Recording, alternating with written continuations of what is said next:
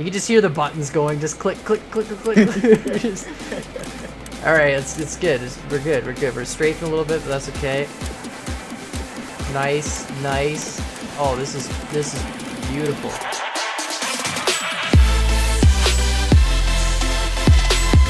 What's up, guys? My name is Khan, and we're back today in Scrap Mechanic, and I'm joined by my bat friend Hawk here. This is actually the first helicopter I think I've ever built in Scrap Mechanic, and with all my current flying creations, I did put both pilot and co-pilot controls on it, and I find it is a little bit easier to fly with a second person. Plus, I mean, it's a pretty cool helicopter, and there's some really special stuff. There's a lot of logic going on here, and it does some pretty special stuff. But basically, you guys asked in the Discord, you asked for one very, very important thing, and you said, Khan, can you make a helicopter that, like a plane, instead of requiring a certain amount of runway to take off, it requires a certain amount of spin speed on the rotors? I worked very hard. I spent a couple days trying to figure this out, and I finally managed to figure out how to build a spin speed rotation device detection thing.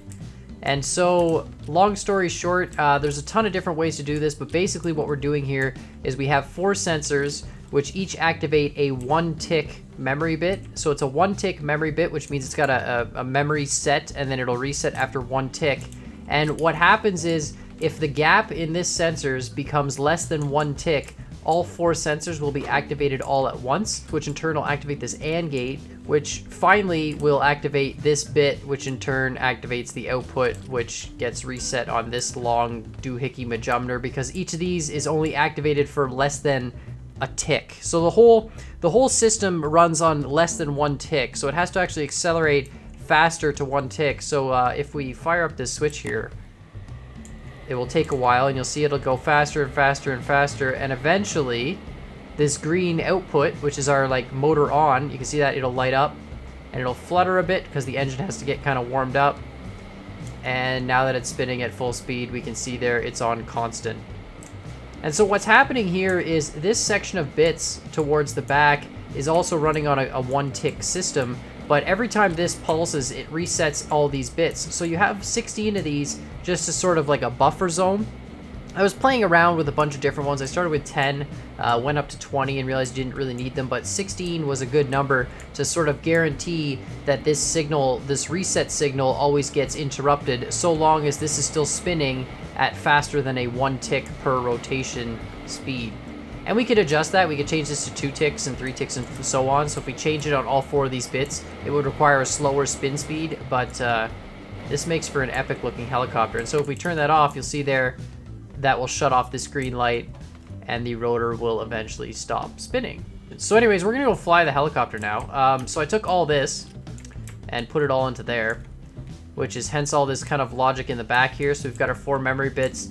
We've got the sensors up on the roof, and if we get up onto the roof of the helicopter here, we can see underneath this, it's kind of hard to see here, but this little plate underneath here is actually that sensor detection plate, and we have a lot more thrusters to spin it. But really, it's completely vanilla. There's no modded parts, nothing like that. There's no glitches really being used. I mean, I used some suspension glitches for roll and pitch controls because I ran out of room for thrusters, but it flies super stable, and it's really cool, and it has to actually accelerate like a helicopter.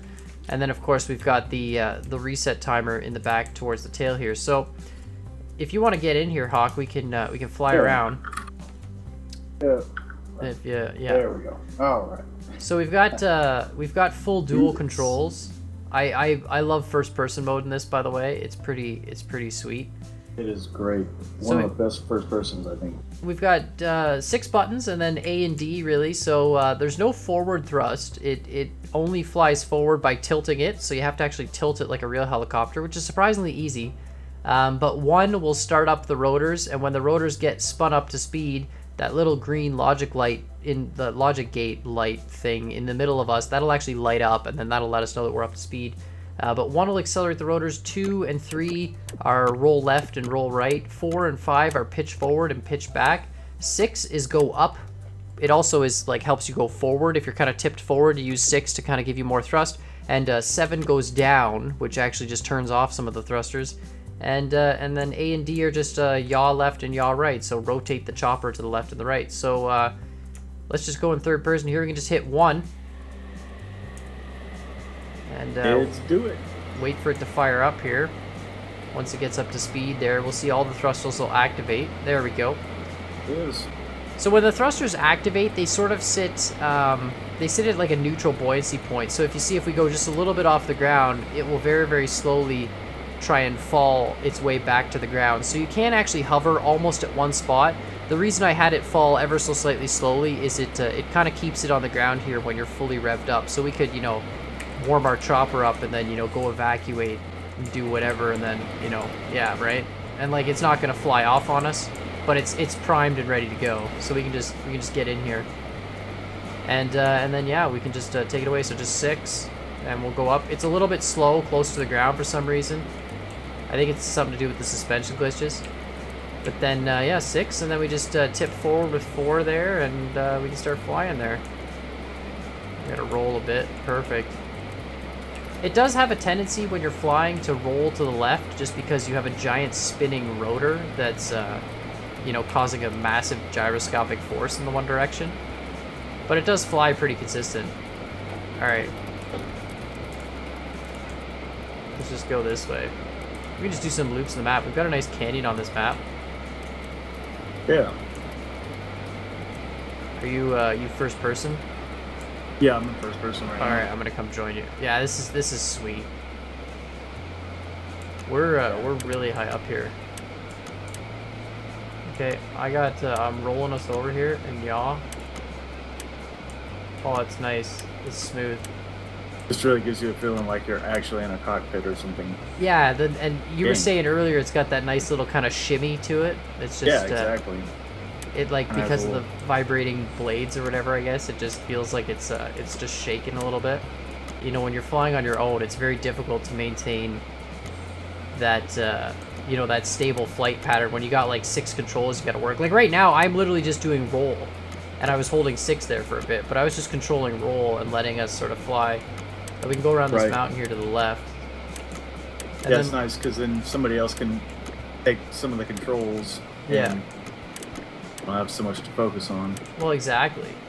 And like, you can just, you know, you can work together, and it's very, you don't even have to really discuss where you're going. It just kind of, you know, you just kind of follow the flow. Right. All right, we're going close to the ramp here. I tell you, man, this is one of my favorite vehicles. I've never really built a helicopter, and this is definitely slow. Just pitch up here a little bit and clear these trees before we, it's gonna be a little bit close. Ah, we're good. It's awesome, man. It feels so cool, like just to float around and. Yeah, this would be really cool with friends and stuff. You get 2 people. There's 2 seats in the back too, so yeah, you can bring all your friends. I mean, it is cool. It's speed based, so if you do hit something with your rotor and your rotor stops spinning, it will drop out of the sky like a rock. It's actually we'll do that. Well, actually, we should try and land at some point in time, but. Yo, let's fly through the half pipe. Let's see if we can. Let's go actually to the. Let's go to the outside, to the right here, and then we'll come in low and just fly like skimming through the half pipe, sort of. Right on. Yeah. Okay, hold on. Let's just go past it here. I really like how it flies like a real helicopter too, though. You have to actually, you know, control your angle. And okay, let's just rotate. 180 degrees. Oh, look at that. Perfect. Oh, beautiful. All right. This is awesome. All right, let's go back this way. You can just hear the buttons going. Just click, click, click, click, click. Just... All right, it's good. We're good. We're good. We're strafing a little bit, but that's okay. Nice, nice. Oh, this is beautiful. Low and slow. This is sweet.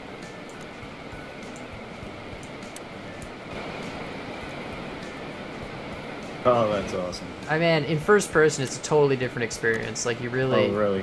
Yeah. You really just... It's so hard to say. Like, it's like, you know, I've never really had a plane in Scrap Mechanic that I just enjoy flying around, but this really feels like a helicopter. Like, you're just... Alright, let's see. Can we go through here without killing ourselves? Yeah. This is sketchy. Oh yeah. Don't hit the rotors, No. man. Don't hit the rotors. Who's got it? Up a little bit. Clear that. We're going. Yep. Oh, Got nice. it. This is so cool. If you guys know how to make this logic smaller or you want to give it a go, try it out for yourself. But as you can see with this helicopter, it does have to spin up to speed a fair amount. You want to switch sides just because, you know, let's get the alter. I'm still very intent on first person here. It's just the best. All right, you can start her up there, champ. We both have the on switch.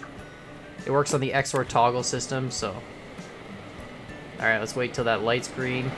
I mean, we'll feel the cockpit start shaking too. There we go. That's so great. Beautiful. All right, yep. Let's give her 6 and we're off. Let's just clear this tower. See, it's weird. I think the suspension glitch or something, like for pitch and roll, it causes something weird when you're close to the ground because you rise really slowly, and then once you pitch and roll a little bit, then it starts to calculate faster or something. See that? Yeah, because now we're taking off a lot quicker. Yeah, I don't understand why it does that. It's just only when you're close to the ground for some reason. Oh, I hit the wrong button. You know, we should get really good at flying this and then, you know, make some sort of like snowboard and just drop guys off on the side of a mountain, you know? I mean, if you do it right and you balance this, you can walk around inside of it while it's hovering, but I mean, it takes a lot of effort to get it to balance like that. All right, let's see if we can do that. Hold on, I'm gonna just pitch us back here. Okay, let's just roll it straight. And then pitch us forward. Okay, hold on. Too much forward.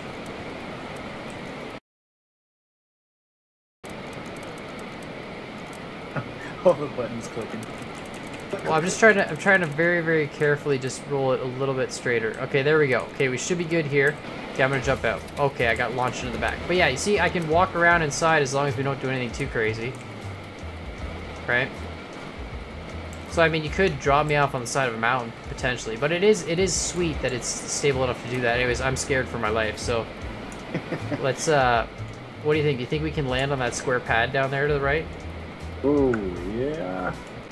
It's good. We just let the natural descent bring us in. And flare a little bit.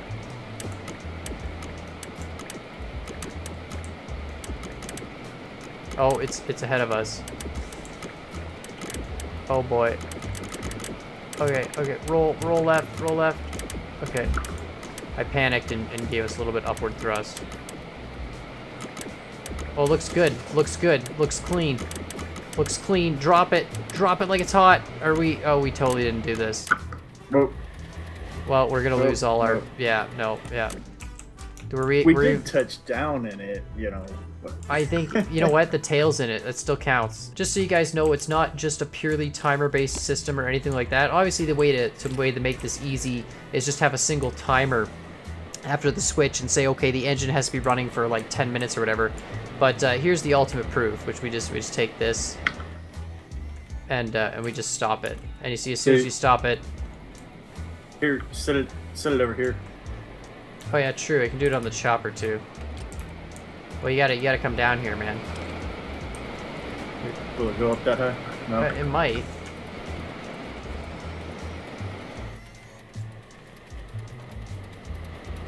I will upload this helicopter to the workshop. I think it's a pretty cool mechanism. It's definitely a cool way to fly a helicopter for sure. I think it's one of my favorite vehicles to fly. Definitely a lot of fun to fly in first person, just kind of explore different maps and stuff. But make sure, guys, if you do like it, check it out on the workshop, and make sure you hit that like button down below and hit that subscribe button if you haven't already. And yeah, go have some fun flying with your friends. I think this is really quite awesome. Oh boy. Oh, you're crazy, man. Oh boy. Oh man, you're gonna recover that? Really? Oh dude. Oh yeah, no, that's not recovery zone. Yeah, no, we lost all throttle. Yeah. Make sure you guys hit those buttons down below, and as always, I hope you guys enjoyed this video, and we'll see y'all next time. Bye bye. Dude, this is great. Just need some good like tunes now. Right.